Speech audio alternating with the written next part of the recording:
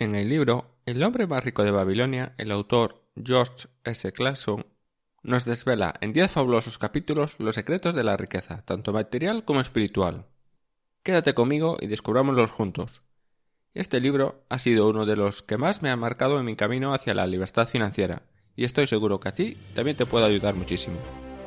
Hola, soy Jesús Sánchez y este es el capítulo 112 de Quiero ser rico, el podcast de los pequeños ahorradores que soñamos con la libertad financiera.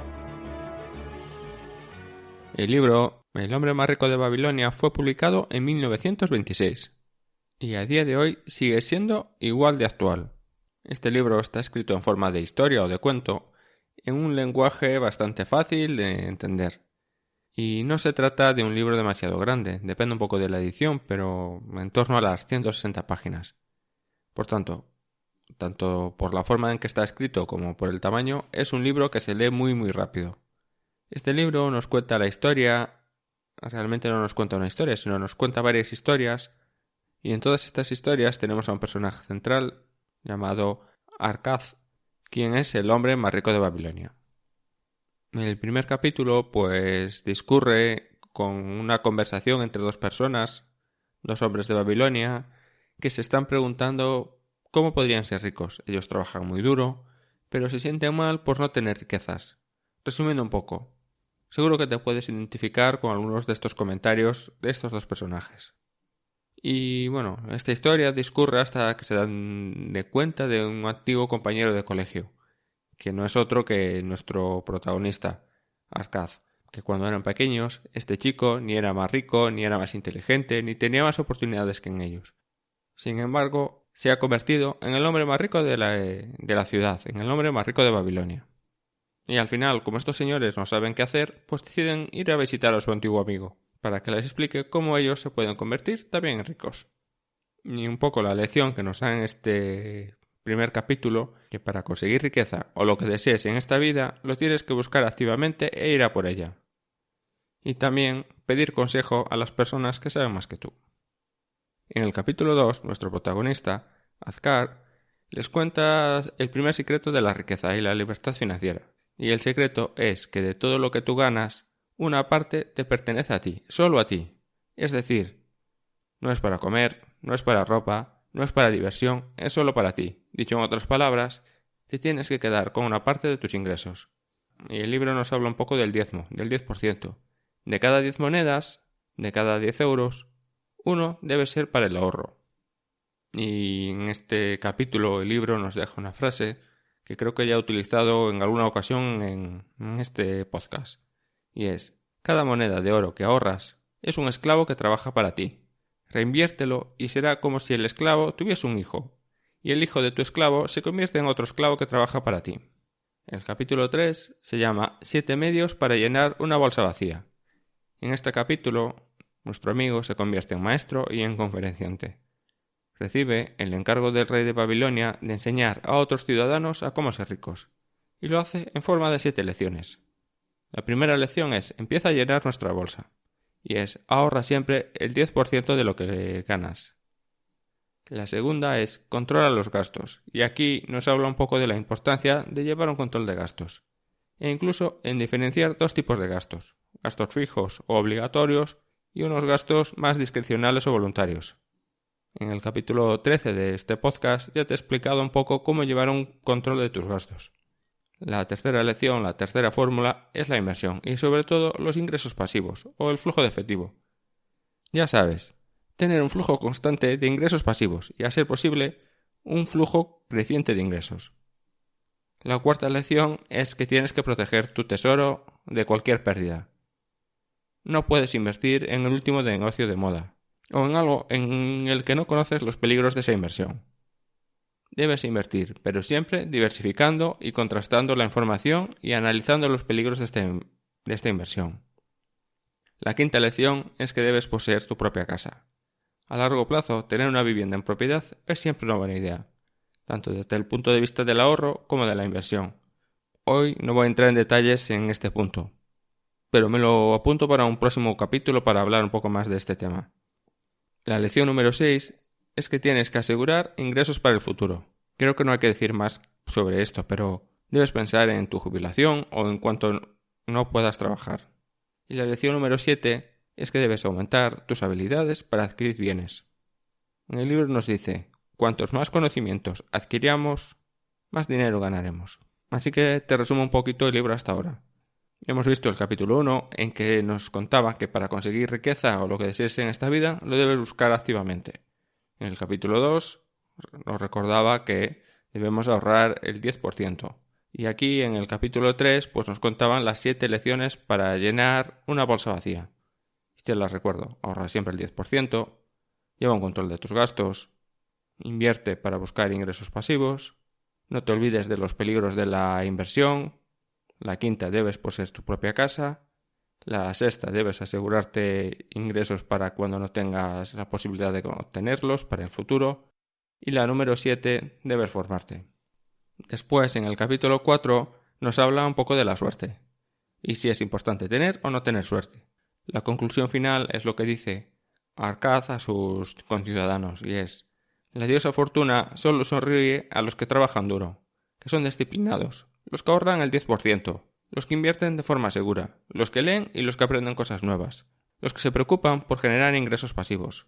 Los protagonistas de esta historia nos hablan de todas esas veces que no hicieron nada cuando sí tenían la oportunidad delante. Y bueno, el capítulo no gira tanto entre tener buena suerte, sino entre poder aprovechar las oportunidades. Todas estas oportunidades que en algún momento hemos tenido y que al final, por una razón o por otra, no nos hemos atrevido. El capítulo 5 se llama Las 5 leyes del oro. Y en este capítulo pues discurre con otra historia y al final nos deja una enseñanza. Y es más importante el conocimiento que el dinero. Pero déjame que te cuente un poco la historia. En este capítulo, Arcad le regala a su hijo una tablilla con las 5 leyes del oro y 3 sacos de oro. El hijo coge el dinero y se olvida de la tablilla. Rápidamente se gasta el dinero. Realmente lo apuesta en una carrera de caballos y después de haberlo perdido todo, vuelve sobre la tablilla y decide leer y aprender esas 5 reglas. La primera ley del oro es la siguiente. El oro acude fácilmente al hombre que reserva una 10ª parte de sus ganancias. La segunda es que el oro es rentable a quien lo posee y quien lo usa para algo provechoso. La tercera ley del oro es que el oro permanece con su dueño siempre y cuando lo sepa invertir. La cuarta ley del oro es que el oro se escapa cuando se desconoce el negocio en el que se invierte. La quinta ley es que el oro huye cuando se siguen los consejos de personas incorrectas. Decirte que al final el hijo aprende las lecciones y se convierte en alguien a quien nuestro protagonista puede dejar su herencia sin preocupación. El capítulo 6 se llama El prestamista de oro de Babilonia. Y en este capítulo nos cuenta una conversación entre un fabricante de lanzas que acaba de ganar una buena cantidad de dinero y un prestamista. El fabricante acude al prestamista en busca de consejo de qué es lo que puede hacer con el dinero. Este prestamista se sorprende mucho al ver que el hombre acude a pedir consejo, en vez de pedir dinero como les hace todo el mundo. Y le cuenta varias historias. Al final, la conclusión del capítulo es que está muy bien que utilices tu dinero para ayudar a los demás, como a familiares y amigos, pero no esperes que estos te los devuelvan. Si quieres recuperar tu dinero, mejor inviértelo en algún negocio en el que puedas recuperarlo, aunque sea muy poco a poco y a largo plazo. En el capítulo 7 nos hablan de las murallas de la ciudad de Babilonia. Las murallas de la ciudad están para protegerla en caso de guerra, o cuando las cosas van mal, incluso para evitar dejar entrar algún indeseable. En tu vida tanto personal como en las finanzas e inversiones pasa lo mismo. Tienes que construir tu propia muralla. Y no se habla que te vuelvas alguien distante ni nada parecido. Las lecciones se pueden traducir en ten un fondo de emergencias y haz inversiones seguras. El capítulo 8 se llama El tratante de camellos de Babilonia. Y en este capítulo nos cuenta la historia de un hombre que empieza a gastar por encima de sus posibilidades. Primero se gasta todos sus ahorros y después empieza a endeudarse. Y al final termina como esclavo. Al final, este señor logra salir de la esclavitud y ser un importante tratante de camellos. El hombre cuenta esta historia a un joven que le debía dinero. Al final le pasa lo mismo que a muchas personas.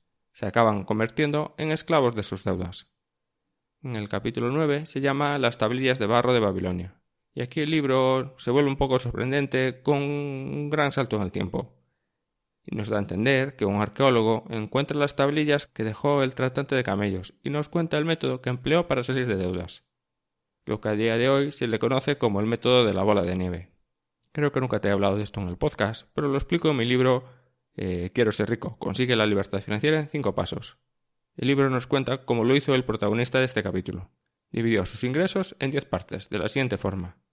La primera parte para él, ya sabes, ahorra el 10% de tus ingresos.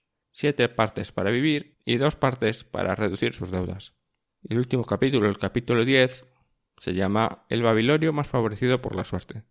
Y en este capítulo nos habla un poco de la importancia de valorar lo que tenemos y de la importancia del esfuerzo. Para esto nos cuenta la historia de un babilonio que se pasa el día criticando a los esclavos y dice que trabajar es solo una cosa de esclavos. Este chico desconocía su origen y un hombre le contó la historia de su propio abuelo. El abuelo de este babilonio había sido un esclavo y que con esfuerzo y trabajo no solo logró la libertad, sino las riquezas con las que disfrutaba este chico a día de hoy. Y una cosa más. En el capítulo 24 ya te he contado de 3 libros de finanzas personales que creo que deberías leer. Y me quedó un poco mal de sabor de boca a no haber incluido este libro.